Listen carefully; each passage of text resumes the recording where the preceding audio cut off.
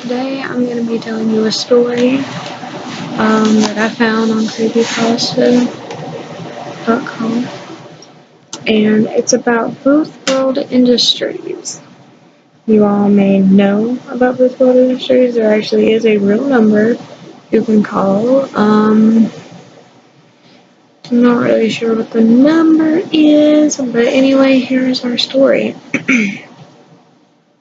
Like a lot of you, I called that number for Boothworld Industries. Before I called, I read through the responses in the thread. I like knowing what's going to happen before it happens. I guess I'm boring like that. I was still a sick thrill to, it was still a sick thrill to dial in the number and hit call, even though I knew what was coming. I was on my home phone and made sure to lock my info, just in case something went wrong. Something went wrong though. You all got a voicemail. I got a live person. Welcome to Boothworld Industries. My name is Samantha, and I will be your operator today. Name? I froze at this point. I didn't know what to say. I expected a canned message like the rest of you got. Maybe even the weird text. I never expected a real person to answer. I panicked and hung up the phone. When it started to ring 5 seconds later, I left the house to go pick up my daughter Ariana from school. On the way back, my cell started to ring. Ariana loves the hands-free phone in our car. She likes to pick it up and pretend like it's an intercom of spaceships and that the caller is a cyclone. I blame my husband's frequent viewing of Battlestar Galactica for this. Mommy, Ariana asked, can I push the button? Sure, I said. Make it fast before the light changes. Ariana unbuckled her seatbelt and reached up between the two front seats and hit the button that would pick up the phone. Hello, she said. After she waited for the beep that let you know the phone was picked up, I heard the same voice from earlier, flat, almost robotic. Welcome to Boothworld Industries. My name is Samantha, and I will be your operator today. Name? Everything stopped for a minute. The light turned green, cars drove by, and the cars behind me honked. But I sat there, staring at my steering wheel. No sleep is supposed to be a place. Okay, so it's like a -R-no sleep. It's supposed to be a place for scary stories. A place where you can scare yourself a little, but be fine at the end. A place you live out your fears. There was nothing safe about that woman's voice. Oh, excuse me. On the other end of the phone. Mommy, Ariana asked. Is everything okay? And I'm getting hiccups right in the middle of this. Hello, Ariana, the operator said. Welcome to Boothworld Industries. My name is Samantha. I will be your operator today. Name? Ariana, my daughter said. Ariana, stop, I said. Mrs. Jacobs, the woman said. Please call the office when you get home. We have some remodeling to schedule. I didn't answer. I hung up the phone and drove the rest of the way home. Ariana looked up at me, and we walked up the driveway. Was that a cyclone? I smiled, even though it felt like someone had screwed my stomach to the concrete, and it was withering around there. No, honey, I said. Cyclones aren't real. My little girl looked up at me. Her brow wrinked, and she frowned. That broke my heart. It was the first time I'd lied to her. No, it wasn't a cyclone on the other end of the line, but there was something lacking in the Boothworld operator's voice. Something broken. Something human. Something dead. When we got inside, I made Ariana a bowl of cereal and took it to her room. I turned on SpongeBob SquarePants for her to watch, and I knew what I had to do. I typed in the Boothworld Industries number into my cell. It actually gives the number. I will put it in the description box below. But when I brought the phone up to my ear, someone was breathing on the other end. I never even heard it ring. Hello, I asked. Welcome to Boothworld Industries. My name is Samantha. I will be your operator today. Name? My mouth went dry. I knew what I was supposed to do.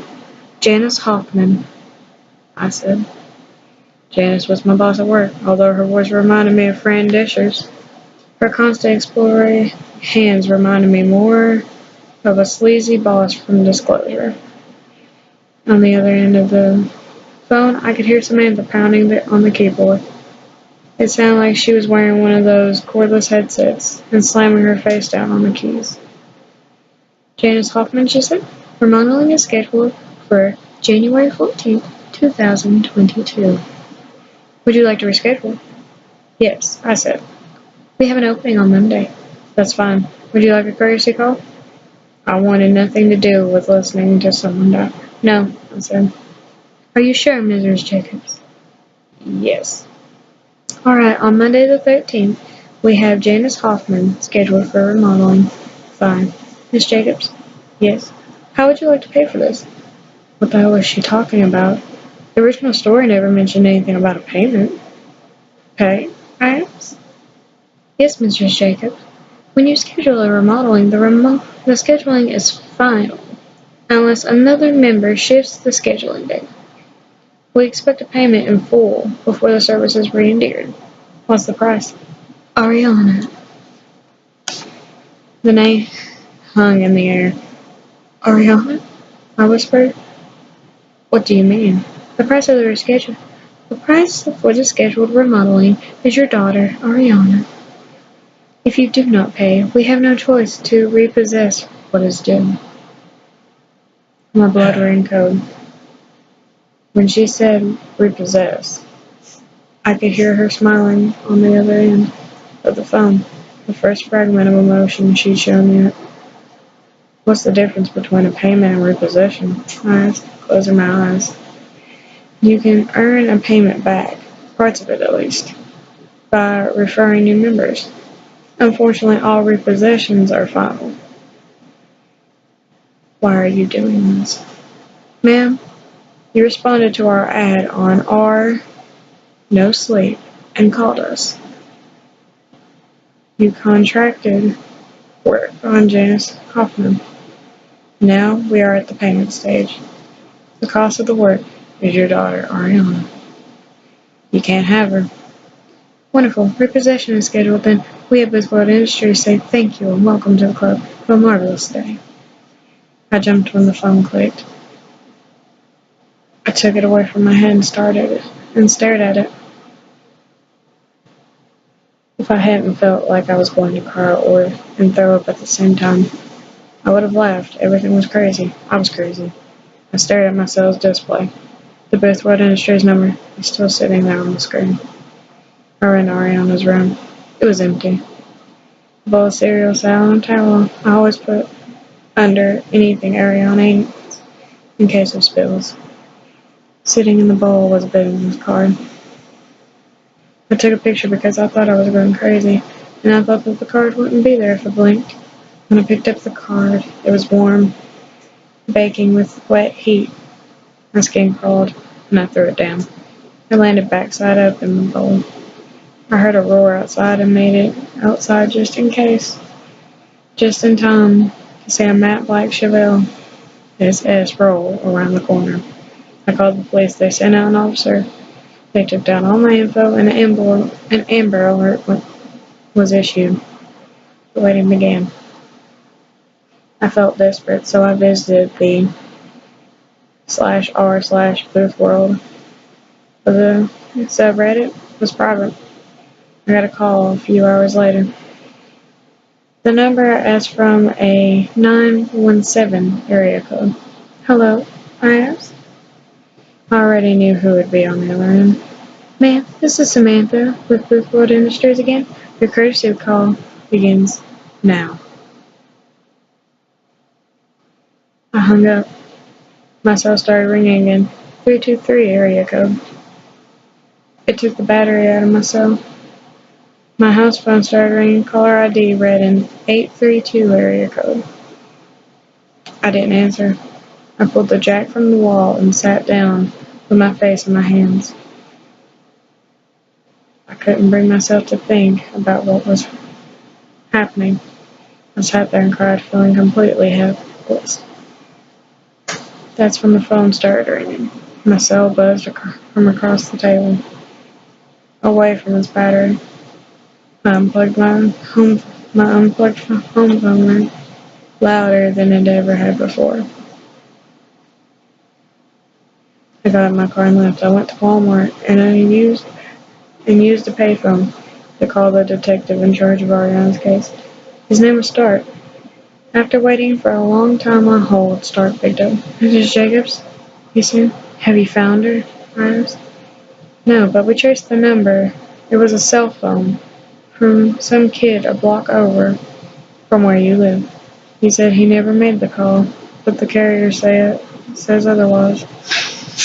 The kid said that he called a number for just a second. Here it is. Boothworld on a site called Reddit." "Reddit?" I corrected. "That's what I said. There's no record of Boothworld Industries anywhere. We're holding the kid, and I'll let you know if anything happens, okay?" "Is that all?" I asked. "I just want my daughter back."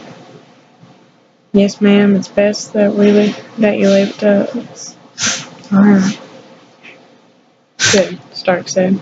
"We're at the police department," says. "We at the police department says thank you, and welcome to call. And you're welcome to call if you need to. But I'm sure that we'll be in touch soon. You have a marvelous day." I hung up the phone and it started ringing immediately. I picked it up, stupidly hoping it was Stark with new information. It wasn't. A man's voice growled into my ear. "The scheduled work has been complete. Via Boothworld Industries, say welcome to the club. The /r/ Boothworld is now open. You have a marvelous day." The line dropped and I hung up the phone. I brought my hands to my ear. It was warm with his breath.